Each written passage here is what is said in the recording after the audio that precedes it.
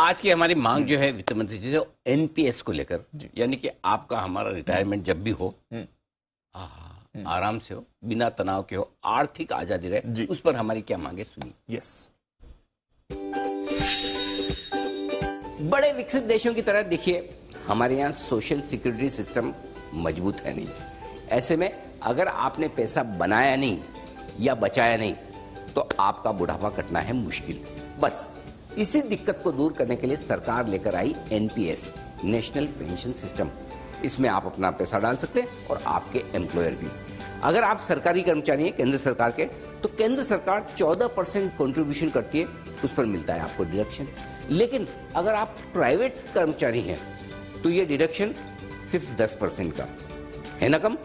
तो private sector इतना बड़ा है, लोग अपनी पेंशन खुद भी बनाना चाहते हैं, तो सरकार को चाहिए कि ये डिडक्शन 10% से बढ़ाकर 14% करें, जो कि आप खुद अपने केंद्र सरकार के कर्मचारियों के लिए करें। तो वित्त मंत्री जी, हमारा बुढ़ापा फाइनेंशियली सेफ रहे, पेंशन ज्यादा से ज्यादा मिले, पैसे भी हम ही बचा रहे हैं। आपको तो सिर्फ ये कॉन्ट्रीब्यूशन जो है ना, उसको 10% से 14% तक करना है डिडक्शन के लिए, एलिजिबल करने के लिए। तो प्लीज इतना तो करिए इस बजट में।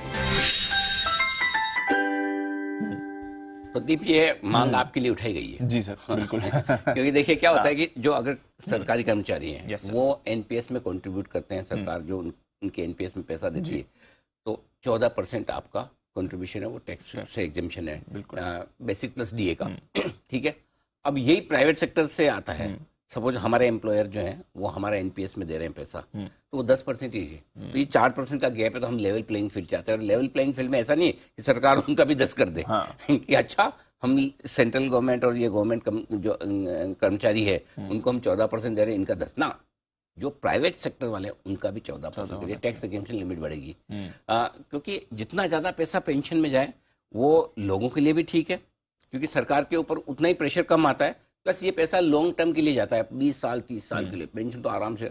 तो सरकार को भी ये एनपीएस का पैसा इंफ्रास्ट्रक्चर में लंबे समय में लगाने को मिलता है। तो आई थिंक थोड़ा सा ये सरकार को सोचना चाहिए।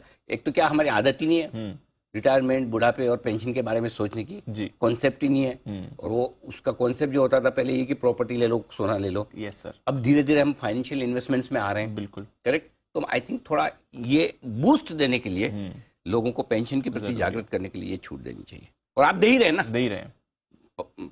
एक सेक्शन को तो मिल ही रहा है ना, सरकारी कर्मचारी को मिल रहा है, तो बाकी लोगों को भी मिलना चाहिए। बिल्कुल। चलिए, आशा करते हैं कि इस पर भी एक्शन है। और इस पूरी सीरीज में जो दीप हम बता रहे हैं ना, हम ऐसी चीजें बता रहे हैं जो थोड़ी थोड़ी विसंगतियां हैं। Yes sir. कहीं कहीं मतलब ऐसा नहीं कि जो लॉजिकली होना चाहिए लेकिन है नहीं, क्योंकि कई बार छोटी छोटी चीजें होती है ना, तो ओवरसाइट हो जाती है। ऐसा नहीं कि इंटेंशन नहीं करने का, वित्त मंत्रालय का भी इंटेंशन रहेगा, इसमें से बहुत सारी चीजें चेंज होगी भी। लेकिन कई बार इतनी छोटी, क्योंकि देखिए अल्टीमेटली बजट बनता है, पॉलिसी मैटर होता है, बड़े बड़ी चीजों पे फोकस होता है, लेकिन आम आदमी को, हमको, आपको छोटी छोटी चीजें बड़ी प्रभावित करती है। तो उन छोटी चीजों को पकड़ने की कोशिश हमने की है। बिल्कुल। तो चलिए, आशा करते हैं इस पर अमल भी करेगी।